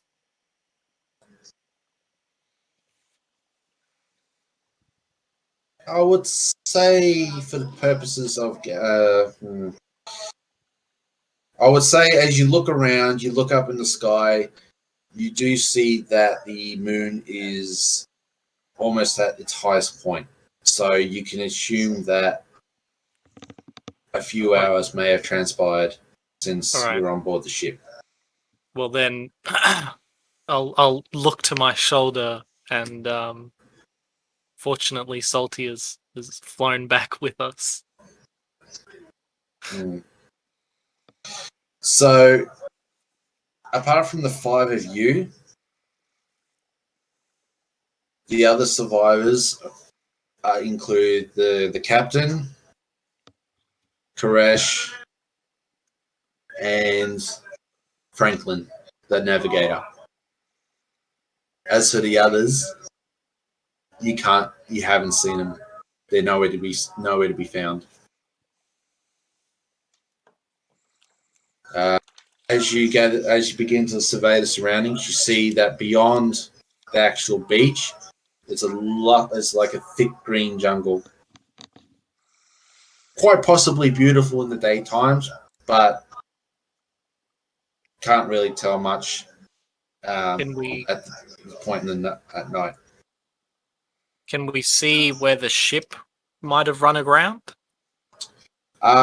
Make a perception. I just tried to set that up. Let's see if it works. Set up a macro. Okay, the macro didn't work. Okay. And it's this +3. +3. Okay, so you begin to look out to the ocean itself to see if you can find the remains of the ship. You can't seem to see it anywhere. Well, that's no good. As you all begin to kind of, get prepared to, I guess, what's the best word for it? Prepare for the next step of what to do now, you hear off in the distance the same shrieking noise as before, but it's like way off in the distance. We know which direction. It looks like it's coming from deeper into the jungle. And when I say like deep, I mean it's like it's very faint, but it's very familiar. Who else votes to stay on the beach for a little bit longer?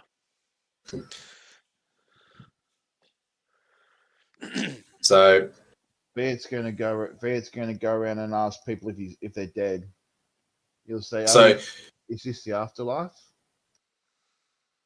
Well, that's a bit unusual considering you didn't know what a ghost was before. So, do you have any preconceptions of what the afterlife is?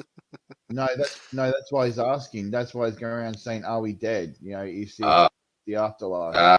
So you begin to walk up to everyone else, and you start asking them the strange question: is like, "Are we dead?" Yeah, pretty much, because he took a lot of damage, got knocked out, everything went dark. For a simple man, you would assume that he would think he was dead. Yeah. Well, yeah. So for the others, you see Viet begin to move up along the coast to each and every one of you. Like he starts asking, "It's like, are we dead? What happened?" Well, when he gets to me, my answer is, I hope not, but start gathering dry wood for a fire. Yeah. Well, that's the funny thing. You say that to Viet, and as you say that, you hear like the captain speak over you, and he says, "Make a fire.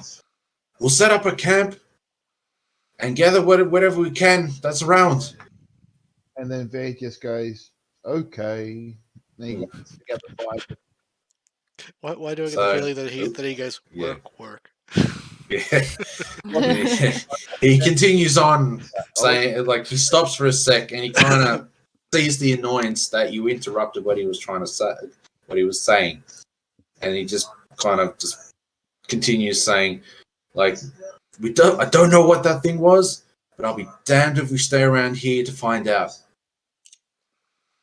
And then he starts limping towards the actual outer edge of the jungle. And you can see that he's in a bit of pain. But nonetheless, he begins gathering some dry wood. And as you kind of look out towards the ocean, you realize that you're pretty much shipwrecked with no possibility of being rescued. Well, I'm never shipwrecked, really. But I do want to go up to the captain and ask if he has a plan.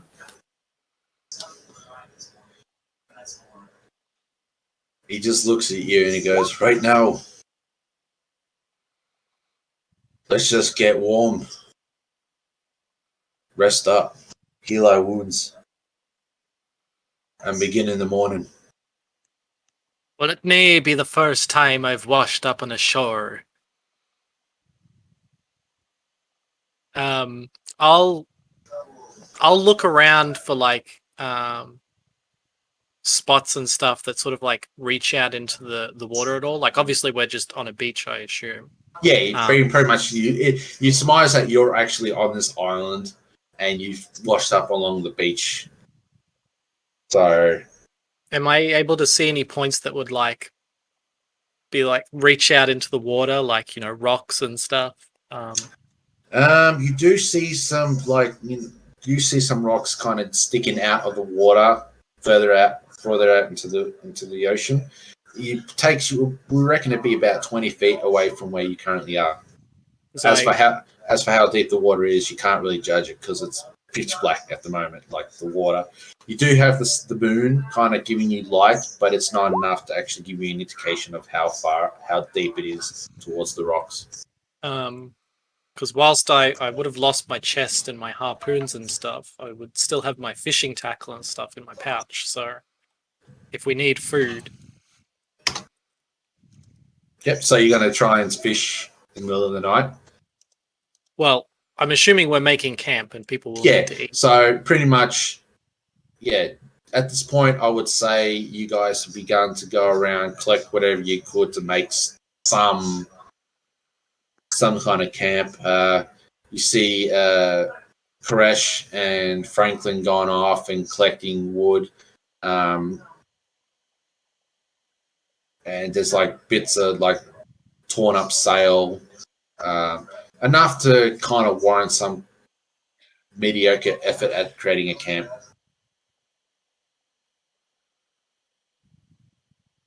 All right. Well, I'll go off to do that if I can do that, and see, like, whilst I'm walking along, I'll see if there's anything worth scavenging. But if not, then I'll just attempt to fish.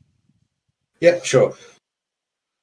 All right, so I would say it takes, for the purposes of this, it takes about 30 minutes to gather enough wood and salvage to set up a bonfire, to set up like tents, and and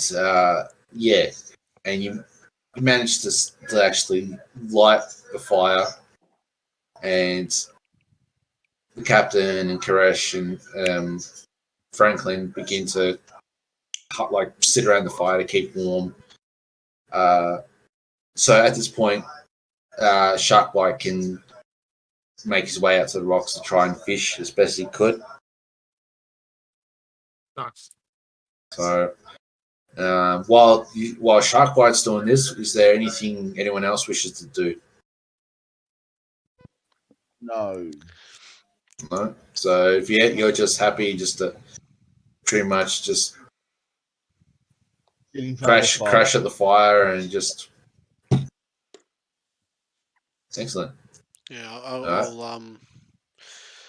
I'll get by the fire as well, try and dry my clothes as best as I can, and as soon as the sky starts to lighten, I'll start combing the beach for anything that we can salvage. All right. What about Elryn? Elryn would probably just be sitting down where it's like, the shallow area where the tide's sort of coming in. And probably just relax. Not wanting to get involved, really.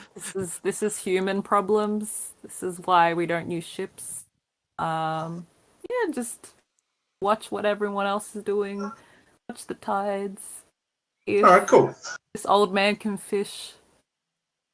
Yep. All right. So, firstly, Red Sand, I'll get you to do either perception or investigation.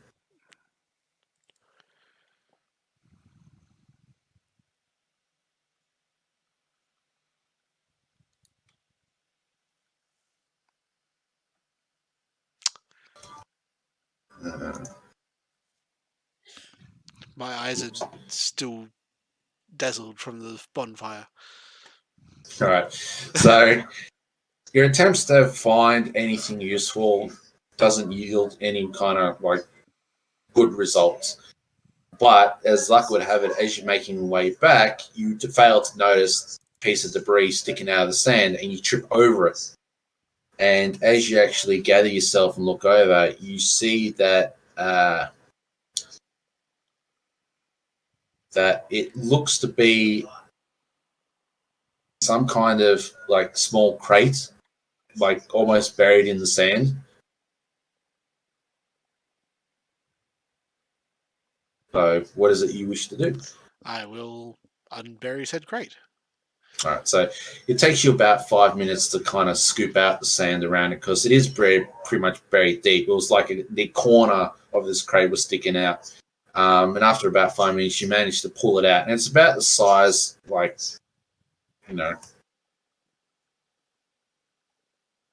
let's see. What's the best way to describe it?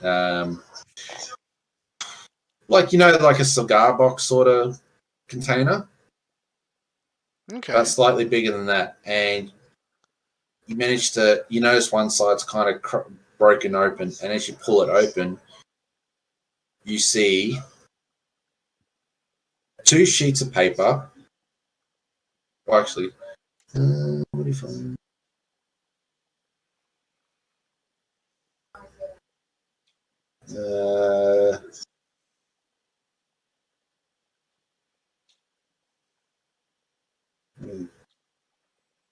Alright, so you find 2 sheets of paper and what appears to be some kind of map. Is this going to be the kind of thing where, like, the logbook that I have literally only has the 12 pages that I've got?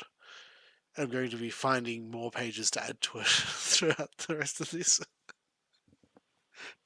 Possibly. I should say, well, it's only 2. Sorry, I should say it's only 2 pages. Yeah. There's the first one. They'll pop up on your journal.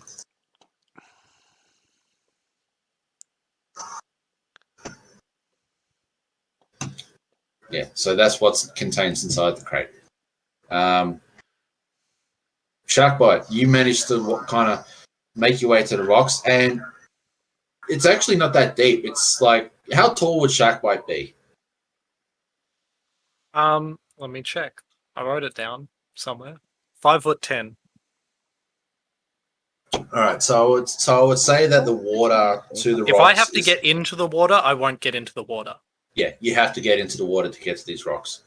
All right. Well, I'm going to cast the line from as far back as I can cast it. All right, so you stay on the shore and you throw the line as far as you can. Not a fishing rod. It's literally just a string with the tackle on it and like a few bits of very dried fish bits. Yep, that's fine. Roll a survival check. I will do. So you throw the line in and you're just sitting there. 5 minutes passed, 6 minutes passed, and then you suddenly feel a tug. So you pull on the line. Make it just a straight up dexterity. Actually, not dexterity, athletics, sorry. Oh, even worse. Better be a big fish. Shit. So you begin to pull on the actual line, and then it just, as quickly as you hooked on something, it just comes loose. And whatever it was is gone. Fishing is about patience. Yeah, that's it. So I will get you. I would say, how long do you wish to continue to fish for? I mean, I'll stay up as long as like everybody else is still doing activities, and then if like I get called to convene at some point, then I'll do that. Yeah. Well, I was gonna say, whilst I do that, Salty will fly over just into the night, like sky basically, and fly over the island. He can go about 5 miles from me, I think. Okay. So Salty begins to fly off. Yeah, further over into the island itself and high up. I'll just basically get him to inspect anything that looks like it's not natural, like it's not, like it was built by man, like it's not a jungle tree. All right. Well, I will say for the purposes of that, I will need Salty to do perception, which is wisdom, I believe. Yeah. While this is all going on, I'm assuming like Viet, you're just sitting around the fire. Elryn, you're just sitting by the water, but not actually submerging yourself in it. Correct? Yep. Just looking out. Koresh and the captain and Franklin are all just just tending to their wounds and keeping warm as best as possible. Percy is frantically trying to get all the sand off his clothes and and all that. He's constantly like washing it in the water, not realizing that it's salty water, not really thinking that because it's salty water, it's not really going to clean it as well as he's hoped. But he's busy doing that.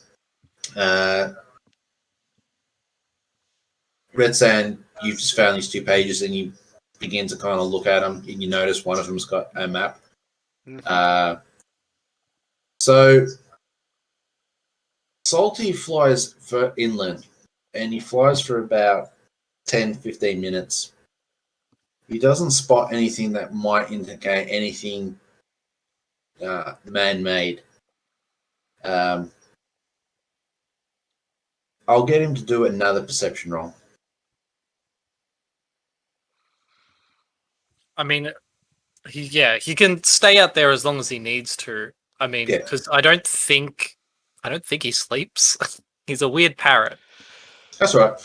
These are like for like throughout the night sort of thing. Yeah. He's basically just the reconnaissance drone. Yeah. All right. So at this point, everyone else has begun to go to sleep, get some rest.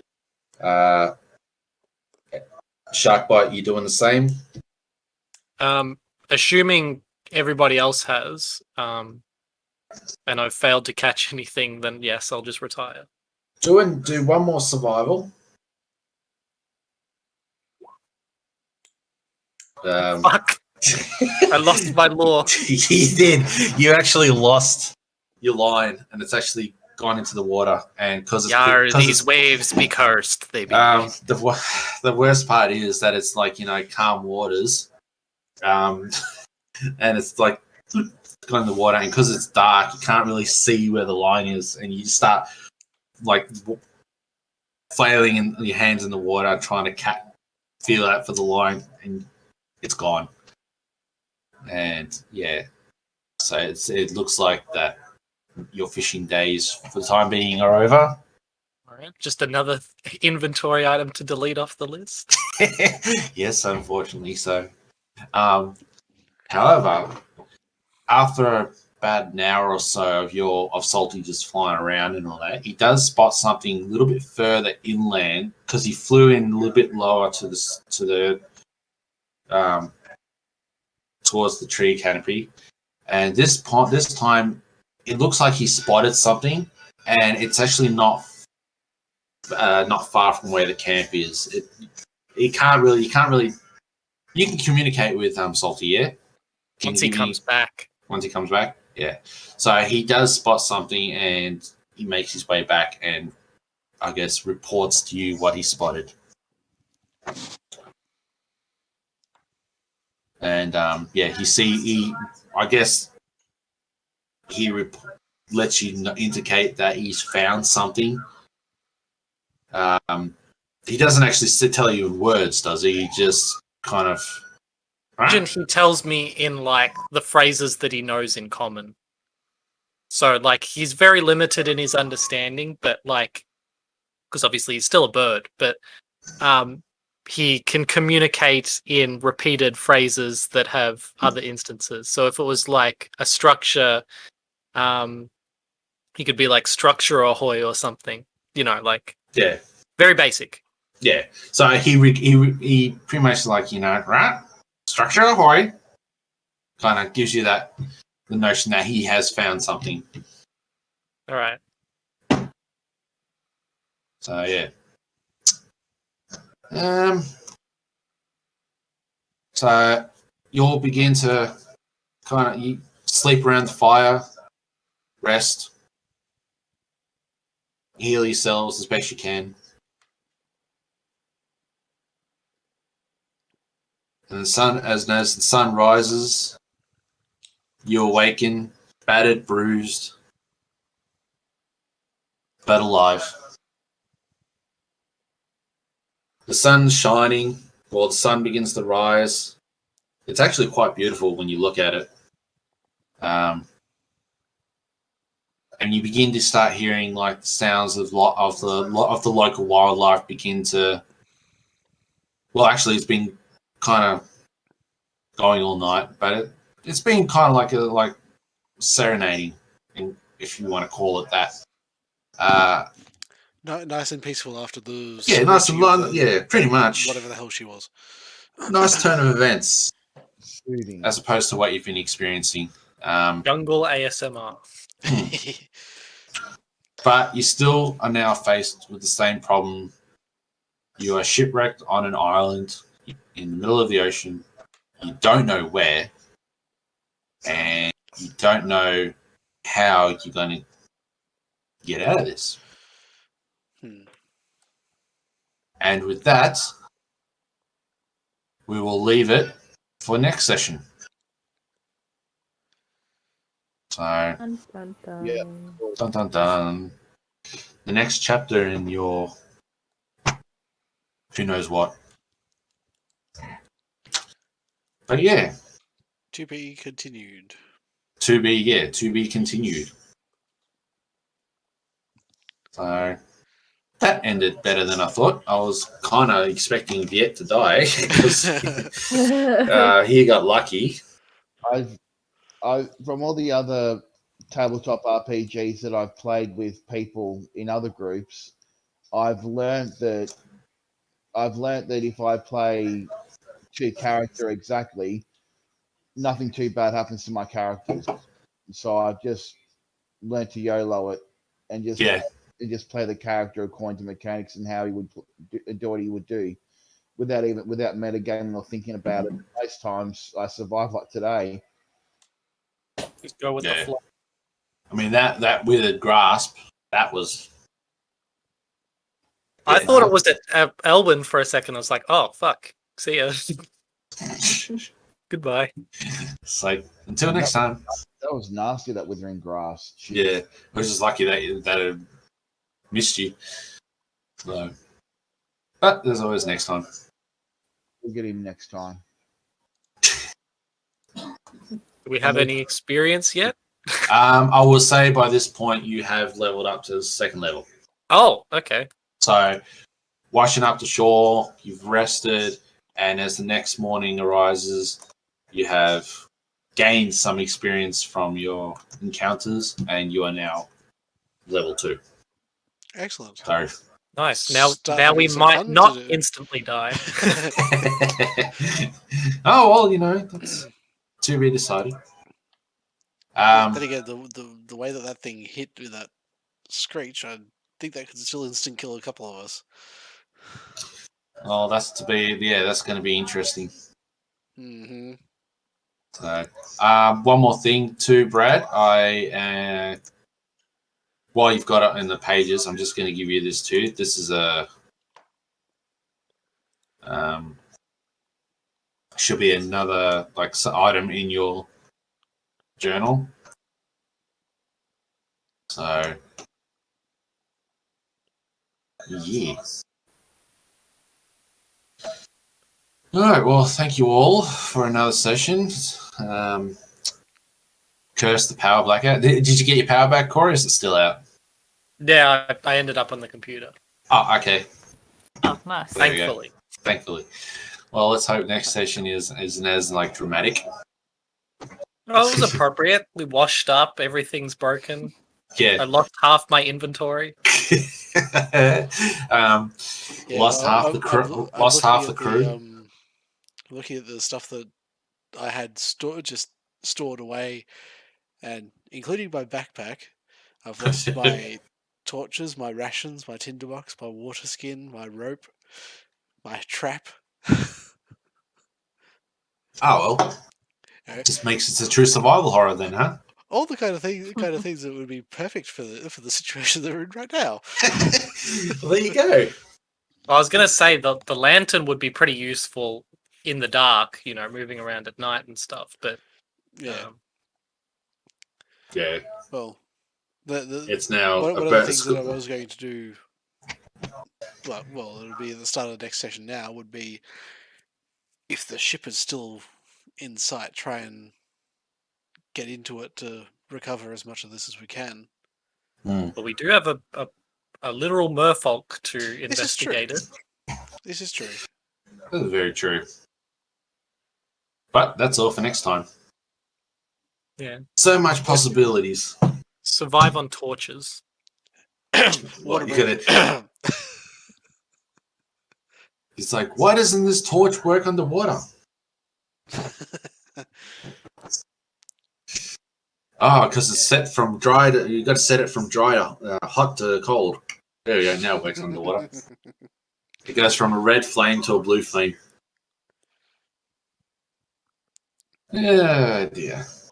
Well, thank you all for taking part in this session, and I look forward to the next one. Yeah. Thank you for running it. Not a problem. Yeah, very good job, Chris. I'm really enjoying this this short campaign. Yeah. Well, you've basically completed chapter 1, and there's 4 chapters in total. Sweet. Nice. Cool. Very good. And to our couple of viewers, thank you for watching. Yeah.